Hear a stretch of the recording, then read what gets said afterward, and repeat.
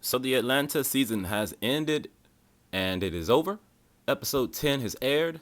Well, everyone's asking the question whether or not this was a dream. Were we all in Darius's dream the entire time? And I'm like, guys, there is something else. Say, man, episode 10, the season finale was wild. The sensory deprivation tank was mentioned for the first time in the entire series. As being someone who suffers from mental health issues myself, I had a different perspective while watching the show. I think Atlanta was trying to tell us something, and I think they were trying to bring to light what this chamber actually does to the human.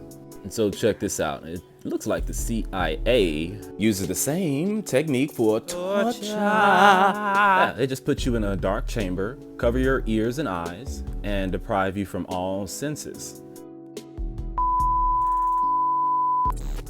I also wanted to find out who created this shit, and look at this beautiful guy. His name was John C. Lilly. He used this technique or developed it in 1954 because they were trying to figure out how to isolate the body from the mind. Then here comes this CIA physician named Donald Ewan Cameron who said, hey, let's try some psychological drugs first. Let's give them things like LSD, and let's not do it on criminals. We have to test it on unwitting patients, people who don't know. So a lot of times doctors are doing just experimental things, sometimes unbeknownst to you. Atlanta's probably the first show to ever mention or even show what it's like to be in one of those tanks. Just read this or watch the show. Now this part caught my attention specifically because of celebrities like Kanye West, and others who seemingly have lost their minds. Also those celebrities who were found unalive in their bathtubs, perhaps a makeshift floating device. There have been accounts of people making a makeshift DeSensory tank with just some Epsom salt and a foot of water.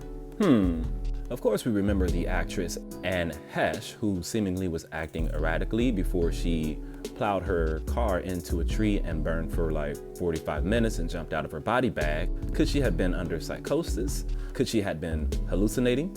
It just got me wondering if she ever tried the DeSensory tank and whether or not she was going through withdrawals, because that's what triggers psychosis.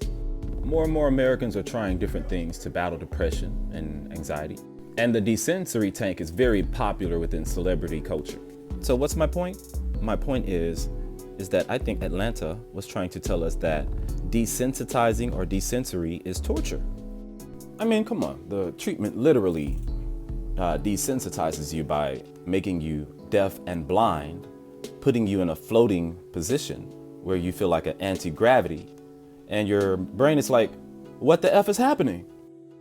And since our brains are kind of like control freaks and doesn't like not knowing what's going on with it, the brain compensates by making or creating an hallucination.